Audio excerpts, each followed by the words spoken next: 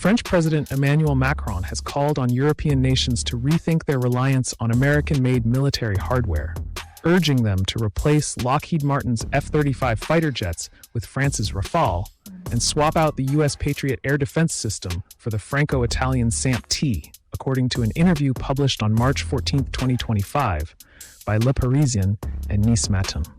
Macron pitched during a time of shifting transatlantic dynamics, as European countries face growing pressure to bolster their defense industries amid uncertainties in U.S. foreign policy following Trump's return to office in January. His remarks aim to convince NATO allies and other European partners to buy European, boosting jobs and autonomy while countering what he sees as an overdependence on American technology.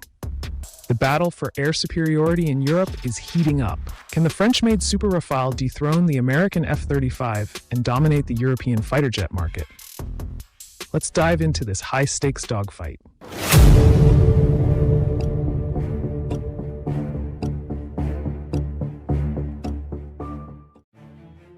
The timing of Macron's statement ties directly to recent geopolitical shifts, with Trump's administration signaling a possible pullback from NATO commitments, echoing his first-term skepticism about the alliance.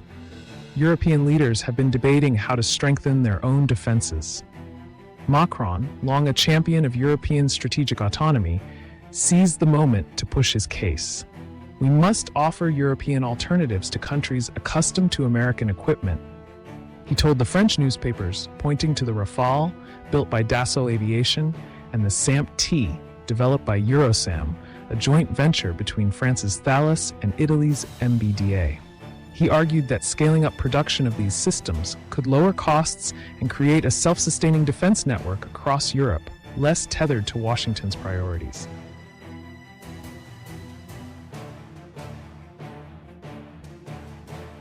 The Rafale, a twin-engine multirole fighter, has been France's flagship warplane since it entered service in 2001. Unlike the stealth-focused F-35, which relies heavily on its low radar profile, the Rafale emphasizes versatility, capable of air-to-air combat, ground strikes, and reconnaissance, with a top speed of Mach 1.8 and a combat radius of about 1,000 miles. Macron's pitch comes as several European nations, including Poland and Finland, have opted for the F-35 in recent years, drawn by its advanced sensors and NATO interoperability. Poland, for instance, signed a $4.6 billion deal in 2020 for 32 F-35s, while Finland ordered 64 in 2021, per U.S. State Department records. France, which never pursued the F-35, sees the Rafale as a proven alternative, with over 200 delivered to its own forces and exports to countries like India and Egypt. Reactions to Macron's proposal vary across Europe. French Defense Minister Sébastien Lecornu backed the idea, telling France Info Radio that European taxpayers' money should stay in Europe, not flow to American firms. He highlighted that France plans to order 42 more Rafales in 2025 per a $50.5 billion defense budget, and is pushing Eurosam to streamline SAMP-T production. But not everyone's on board.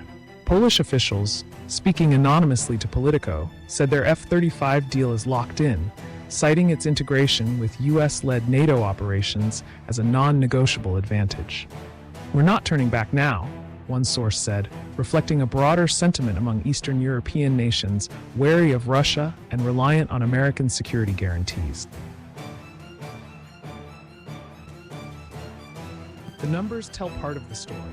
The F-35 program, managed by Lockheed Martin, has sold over 900 jets worldwide, with European orders making up a chunk of that, according to the company's 2024 annual report. Each jet costs around $80 million, though maintenance and training push the lifetime price much higher, up to $1.7 trillion for the U.S. fleet alone, per a Government Accountability Office estimate. The Rafale, by comparison, runs about $70 million per unit, with Dassault claiming lower operating costs due to its simpler design. On the air defense side, a Patriot battery costs roughly $1 billion, including missiles, while a SAMP-T system is closer to $600 million, per industry figures cited by Defense News.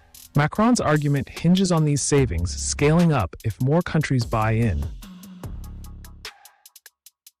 history offers context for his push. France has long resisted American dominance in arms sales, opting out of the F-35 program in the early 2000s to protect its aerospace sector.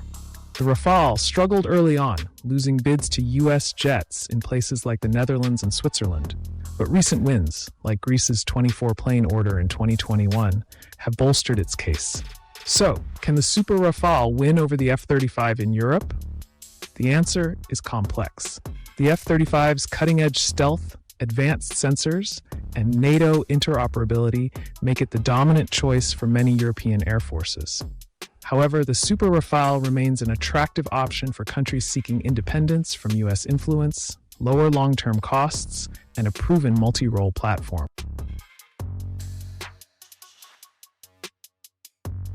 The battle for the European market is far from over. With evolving political alliances, defense priorities, and technology advancements, the Super Rafale may carve out a niche. But beating the F-35's widespread adoption will be an uphill battle. What do you think? Will the Super Rafale rise as Europe's dominant fighter, or will the F-35 continue its reign? Let us know in the comments below. If you enjoyed this analysis, hit the like button, subscribe for more in-depth military aviation content, and turn on notifications so you never miss an update. Thanks for watching, and see you in the next one.